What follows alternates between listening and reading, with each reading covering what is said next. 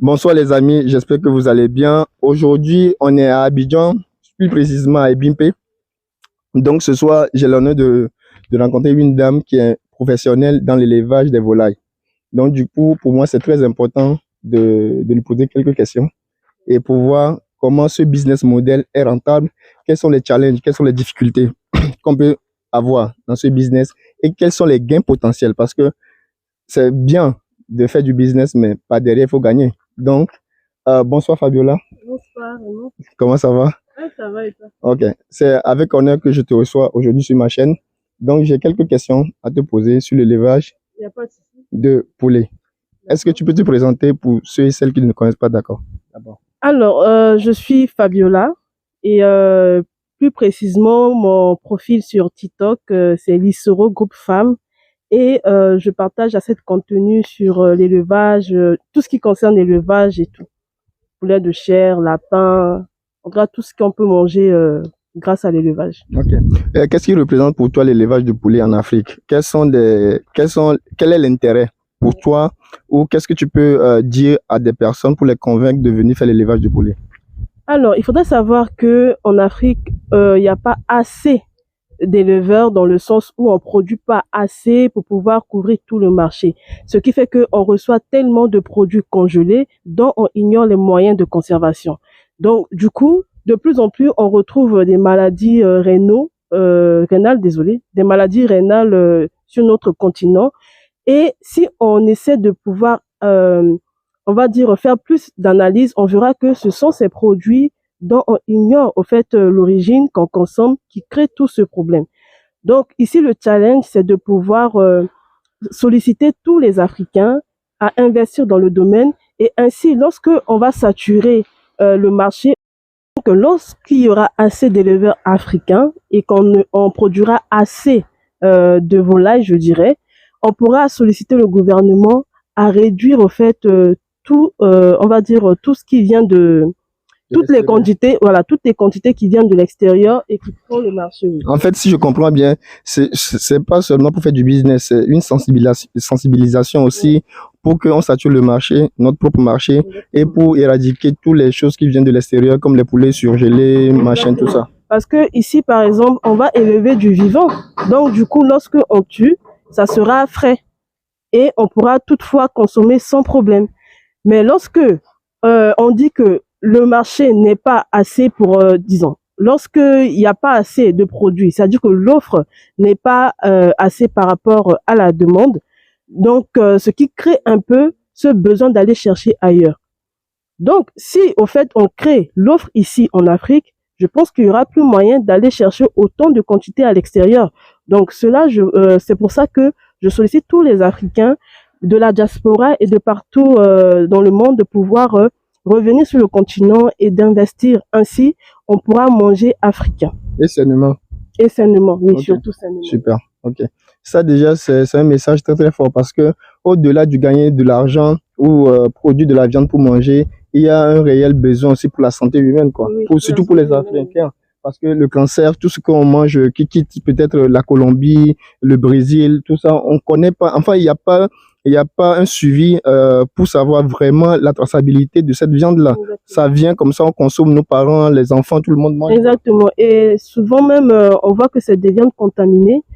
Et malheureusement, la douane souvent ne fait pas vraiment son travail, voilà, pour pouvoir avoir l'œil partout. Donc, du coup, si plus on sera nombreux à pouvoir investir, c'est vrai, auparavant, nos parents ont mis dans notre tête que non, pour réussir, il faudra aller à l'école, avoir des diplômes et travailler dans un bureau. Mais déjà, c'est vrai que les choses changent peu à peu et je sollicite encore plus de jeunes. Vous voyez que je suis une femme. Et vous allez dire, mais comment elle arrive à faire? Mais oui, c'est faisable au fait pour les femmes aussi de pouvoir faire ce métier. Ce métier n'est plus question de diplôme, de réinsertion sociale, parce que les gens disent, mais ceux qui font l'élevage, c'est parce qu'ils n'ont plus rien, ils n'ont pas de diplôme, ils n'ont rien à faire, c'est pour ça qu'ils se lancent dans l'élevage. Ce sont des idées reçues, en fait. Oui, c'est des idées reçues. Et depuis des décennies, on nous répétait à chaque fois ça. Donc, du coup, de nos jours, je vous dis que ce soit en agriculture, en élevage, les gens se forment de plus en plus et ils ont des diplômes, en fait. Et des diplômes qui peuvent valoir les diplômes, voilà, des autres métiers. Donc, ne voyez pas seulement, ils nous ont blagué. Si je peux couper court, ils nous ont blagué. L'agriculture, l'élevage, on peut toutefois le faire en Afrique pour pouvoir saturer notre marché. Ainsi, on pourra consommer africain. Ok, merci beaucoup Fabiola. Déjà, la Côte d'Ivoire le fait très bien. Déjà, au niveau du poulet, on commence à sentir qu'il y a un peu de saturation. Il n'y a pas beaucoup de poulets qui sortent de l'extérieur pour venir en Côte d'Ivoire. Ça commence à être amélioré un peu, non? Bon, je doute fort parce que déjà, même s'il y a une saturation, mais il y a quand même une grande quantité qui est importée au fait. Une grande quantité. Jusqu'à présent. Jusqu'à présent, oui. Ok.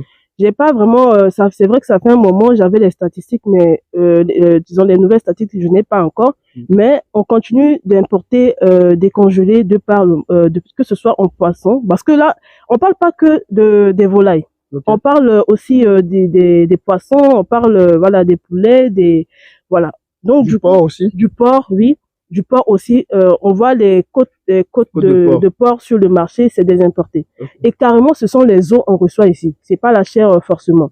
Donc, est-ce qu'on va rester là à manger les déchets? C'est-à-dire que ce que l'autre continent n'arrive pas à consommer pour envoyer sur notre continent pour consommer, ou bien nous-mêmes, on va prendre les rênes et puis aller au fait produire afin de manger à notre faim.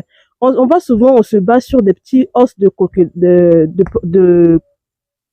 on se base sur les petits os des porcs, au fait, on dit quoi, côtelettes, au fait. Oui. Côtelettes, oui. Côtelettes de porc, mais toutefois, on peut nous-mêmes élever des porcs et on aura la chair pour manger et non les os comme on reçoit de l'extérieur. Okay.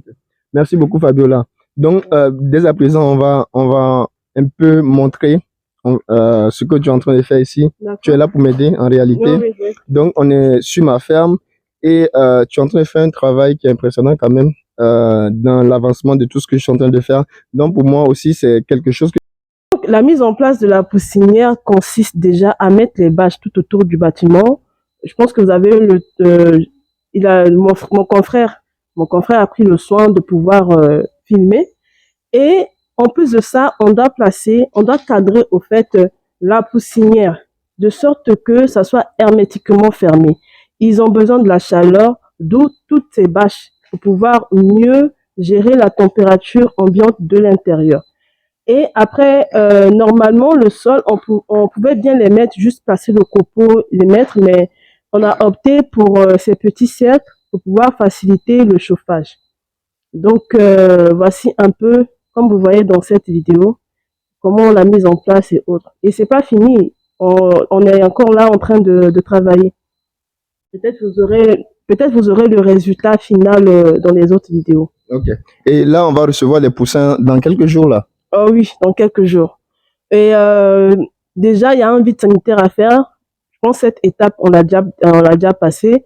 Et jusqu'à ce qu'on puisse faire la mise en place. Donc aujourd'hui, non seulement on va faire la mise en place de la poussinière, mais on va tester le chauffage. Donc il faut toujours tester le chauffage avant l'arrivée des poussins pour ne pas être surpris après par rapport à la mauvaise installation et tout. Ok, parfait.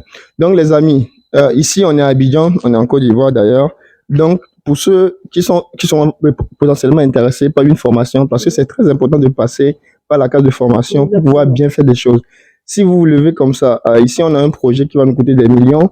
Si vous vous levez comme ça et que vous mettez votre argent dans des choses que vous n'avez pas idée, ou vous commencez à faire des choses sans avoir une formation en main, ce serait compliqué de pouvoir s'en sortir parce que vous allez enchaîner des erreurs sur erreurs, des problèmes sur problèmes et à la fin, ce ne serait pas rentable pour vous. Exactement. Donc, qu'est-ce que tu peux conseiller à quelqu'un qui est de la diaspora surtout et qui a envie, ou un jeune qui a envie de commencer à faire l'élevage de volailles? Qu'est-ce que tu as envie de lui dire?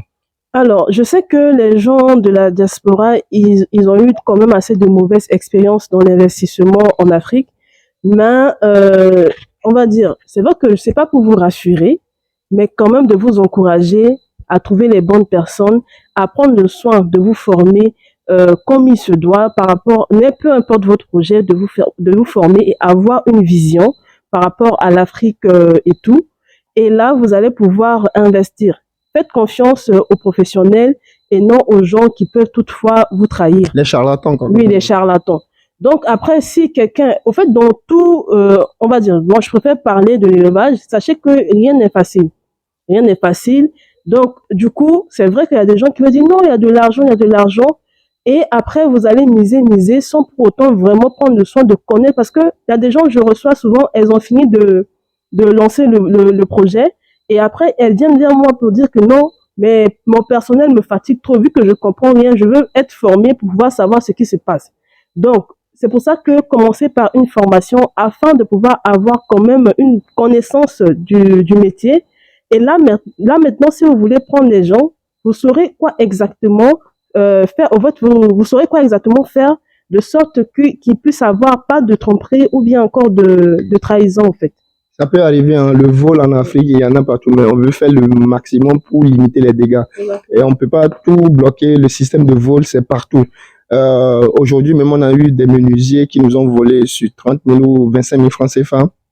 Donc, imaginons quelqu'un qui ne s'est pas formé, qui ne s'est pas fait entourer. Ça serait beaucoup grave.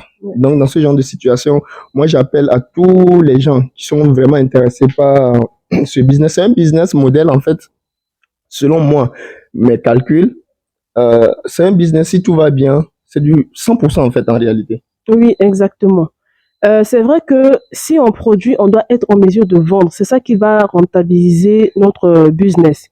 Donc, du coup, autant vous allez pouvoir vous focaliser sur la mise en place du projet, autant vous allez chercher le marché, avoir des stratégies de marketing pour pouvoir vendre.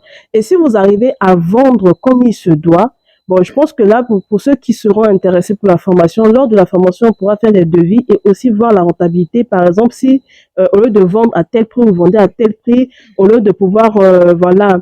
En fait, il y a beaucoup de stratégies à mettre en place. Si vous voulez avoir une large idée de comment ça se passe, venez. C'est pas que la théorie, mais c'est aussi la pratique. Donc voilà. Et j'en profite pour parler de la rentabilité. Par exemple, si une personne fait de l'élevage et on va dire en parallèle fait de la restauration, ça sera, en fait, c'est juste voilà pour vous donner une idée en fait. C'est-à-dire que ça sera, on va dire quasiment 100% en fait de bénéfices. Au lieu de vendre par exemple le poulet à 2000 au grossiste, on va se retrouver à 4500. Le poulet, c'est vrai qu'on va Braisé quoi, ou dans la sauce. braiser et tout. Donc, du coup, si on fait à 4500, 4000 par là, c'est vrai que si on enlève les dépenses de condiments et tout ça, on va trouver toujours quelque chose de plus dessus. Donc, moi, je parle en connaissance de cause. Donc, du coup, je vous sollicite vraiment à pouvoir revenir en Afrique investir. C'est vrai que même si vous avez eu de mauvaises expériences, venez quand même. Et cette fois-ci, de toute façon, vous pouvez contacter directement Raymond. Et puis après, pour pouvoir bien suivre vos projets. Comme ça, je fais le lien entre moi et Fabiola. Donc, sur ce, je vous dis merci beaucoup à tout le monde. Merci beaucoup à toi aussi, Fabiola, de pouvoir être là pour que le projet soit réussi total, on va dire. Donc, pour tout le monde qui serait intéressé, n'hésitez pas à m'écrire sur YouTube, à laisser un commentaire. Et là, je vais vous partager le numéro de Fabiola et comme ça, vous pouvez venir vous former. Voilà, très bien. Merci beaucoup et bonne soirée. Ciao, ciao. Merci.